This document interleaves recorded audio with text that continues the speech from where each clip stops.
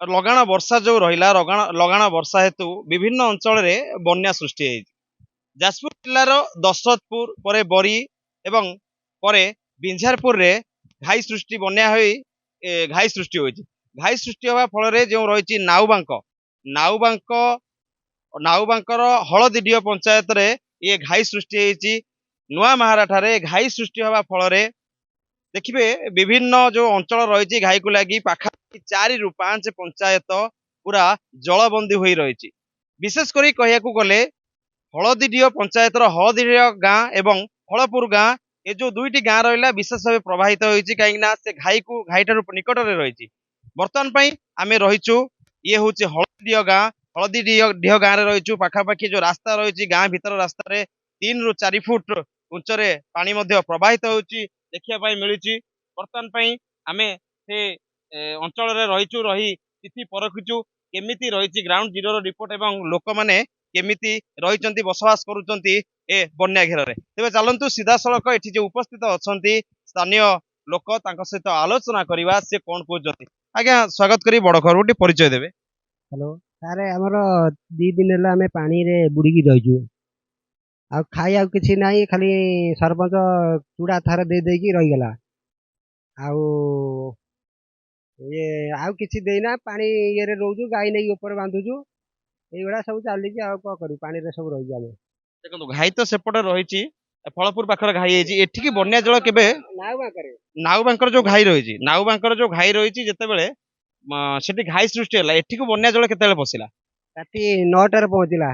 ଆଉ ରାତିରୁ ଚାଲିତ ପାଣି, ଆମେ ସେ ଖଟପଟରେ ପାଣି ଉଠା ଉଠି କରିକି ଗାଈ ବାଛୁରୀ ନେଇକି ଆମେ ରହିଛୁ। ଏଇ ଉପର ବନ୍ଧରେ ଯାଇକି ଗାଈ ବାନ୍ଧୁଛୁ, ଦୁନିଆ ଇଏ କରୁଛୁ। ଆଉ କଣ କରିବୁ, ସରକାରୀ ତରଫରୁ କୌଣସି ସହାୟତା ମିଳିନି? କିଛି ମିଳିନି। ସରକାରୀ ସ୍ତରରେ କୌଣସି ପଦାଧିକାରୀ ଆସି ଏଠି ପହଞ୍ଚି ନାହାନ୍ତି? କେହି ପହଞ୍ଚି ନାହାନ୍ତି ସରକାରୀ ଇଏରୁ। କେହି ସରପଞ୍ଚ ଆସି ନେଇକି ସଭ୍ୟ ଥରେ ଆସିଥିଲା, ସରପଞ୍ଚ ଥରେ ଯୋଉ ପାଣି କହିଲା ଉଠି ପଳେଇ ଆସ। ଆଉ କିଛି ନାହିଁ ସାର୍। ଶୁଖିଲା ଖାଦ୍ୟ ଦିଆଯାଇଛି ନା? ହଁ, ଚୁଡ଼ା ବିସ୍କୁଟ ଦିଆଯାଉଛି, ଆଉ କିଛି ପାଣି ଫାଣି କିଛି ନାହିଁ। ରନ୍ଧା ଖାଦ୍ୟ ଦିଆଯାଏ ନାହିଁ? କିଛି ନାହିଁ, କିଛି ନାହିଁ ସାର୍ ରନ୍ଧା ଖାଦ୍ୟ।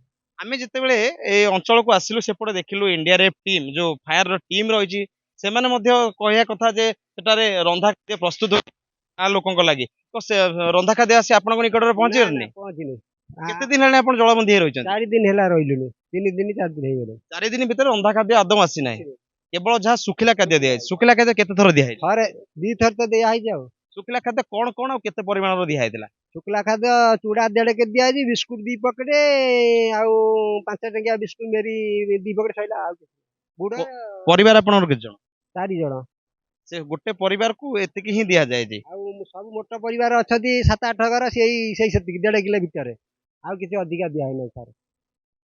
ଯାହା ଶୁଣୁଥିଲେ କଣ ରହିଥିଲା ଏ ଅଞ୍ଚଳବାସୀ ଜଣଙ୍କର ହଳଦିଡିହ ଗାଁର ଯେ ରହିଥିଲେ ବାସିନ୍ଦା ତାଙ୍କର ପ୍ରତିକ୍ରିୟା ଆମ ସହିତ ଆଉ ଜଣେ ରହିଛନ୍ତି ଅଞ୍ଚଳର ବାସିନ୍ଦା, ତାଙ୍କ ପାଖରୁ ପଚାରି ବୁଝିବା। ଆଜ୍ଞା ସ୍ୱାଗତ କରି ବଡ ଖବର ଟିକେ ପରିଚୟ ଦେବେ। ଆଜ୍ଞା ଆମର 2 ଭାଇ। ଆମେ ମୋ ନାଁ ଗୌରନାଥ, ସେ ହେଉଛି ଦିଦାର। ଆମ ପରିବାର 15-20 ଜଣ ହେବ। ଏପର୍ଯ୍ୟନ୍ତ କିଛି ଗୋଟେ ଆମେ ସହାୟତା ପାଇଲୁ ନାହିଁ। 3 ଦିନ ହେଲା ବନ୍ଧ ଭାଙ୍ଗିଗଲା, ଆମେ ଯାଇ ପହଞ୍ଚିଲୁ। ଆମେ କ'ଣ କରିବା କ'ଣ କରିବା, ଆମେ ଭାଇ କଥା ଛୁଆ ପିଲା ବି ସମସ୍ତେ ରହିଛନ୍ତି। ଆମେ ଗୋରୁକୁ ଆଗେ ନେବା ଉଠେଇକି ଦେଖିଲୁ ଘଣ୍ଟା ପରେ ପାଣି ମାଡ଼ି ରହିଲା। ମାଡ଼ିଲା ସମୟରେ ଆମେ କ'ଣ କରୁ, ବୋଉକୁ ଆଗେ ବୁଝାଇଲୁ, ଘରେ ପାଣି ପଶିଲା। ବୋଉମା ଫୁମା ସମସ୍ତେ ଆମେ ସବୁ ରହିଛୁ। ତୁମେ ଆଗେ ପଲଙ୍କ ଉପରେ ଉଠ, ଆମ ଜିନିଷ ଯାହା ଥିଲା ପଲଙ୍କ ଉପରେ ଦେଇ ଛୁଆ ବସି ପଲଙ୍କ ରହିଲେ। ରହିଲା ପରେ ପାଣି ତ ଲାଗିଲା 7 ଜଣ ସମସ୍ତ ଯିବା ଆସିବା ଆମେ ସବୁ ଚୁପଚାପ ରହିଲୁ। ଏପର୍ଯ୍ୟନ୍ତ କାଲି ସରପଞ୍ଚ ଆସିକି କହିଲେ ତୁମେ ସବୁ ଉଠା ଜିନିଷ, ଛାତ ଗୁଡ଼ା ପାଣି ଉପରେ ଉଠା, ତାଜା ଉପରେ ଉଠା, ବାସ୍ କହିଦେବେ। ଆମେ ଆଉ କ'ଣ କରିବୁ, ମରିପରି ନିଜେ ଉଠା ଉଠି କଲୁ। ପିଲା ଛୁଆ ସବୁ ଲାଗିପଡ଼ିଲୁ, ଗୋରୁ ଗାଈକୁ ହଟେଇଦେଲୁ। କେତେ କେତେ ପରିବାର ଆପଣଙ୍କର ଏଠି ଜଳବନ୍ଦୀ ହେଇ ରହିଛି? ଆମର ଜଳବନ୍ଦୀ ହେଇ ରହିଛୁ ତଥାପି 50 ଜଣ ଭିତରେ ରହିବୁ। ଆମର ସେପଟେ ଘର 50 ଘର ଭିତରେ ରହିବୁ।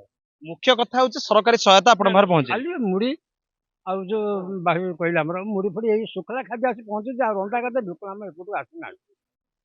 ଯାହା ଶୁଣୁଥିଲେ କଣ ରହିଥିଲା ପ୍ରତିକ୍ରିୟା ଅଞ୍ଚଳବାସୀ ମାନଙ୍କର, ଯେ ସରକାରୀ ତରଫରୁ କୌଣସି ସହାୟତା ମିଳିନାହିଁ।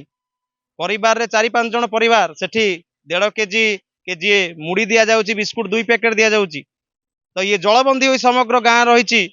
ଏ ଗାଁ ର ଲୋକମାନେ ପାଣି ଠାରୁ ରକ୍ଷା ପାଇବା ପାଇଁ କିଏ ବନ୍ଧ ଉପରେ ଗୋରୁ ଗାଈ ବାନ୍ଧିଲେଣି, ତ କିଏ ଛାତ ଉପରେ ଯାଇ ପାଲ ଟାଙ୍ଗି ରହିଲେଣି। ତେବେ ସରକାର ଯେତେବେଳେ ଡିଣ୍ଡିମ ପିଟୁଛନ୍ତି ଯେ ଲୋକମାନଙ୍କୁ ବନ୍ୟା ସହାୟତା ପହଞ୍ଚୁଛି ସରକାରୀ ସ୍ତରରେ, ଯାହା ଯୋଜନା ପାଇବା କଥା ବା ସରକାରୀ ଯେଉଁ ବ୍ୟବସ୍ଥା ରହିଛି ବନ୍ୟା ପାଇଁ ତା ଲୋକଙ୍କ ପାଖରେ ପହଞ୍ଚୁଛି, କିନ୍ତୁ ଏଠି ତାର ସମ୍ପୂର୍ଣ୍ଣ ଓଲଟା ଚିତ୍ର ଦେଖିବା ପାଇଁ ଗାଁରେ।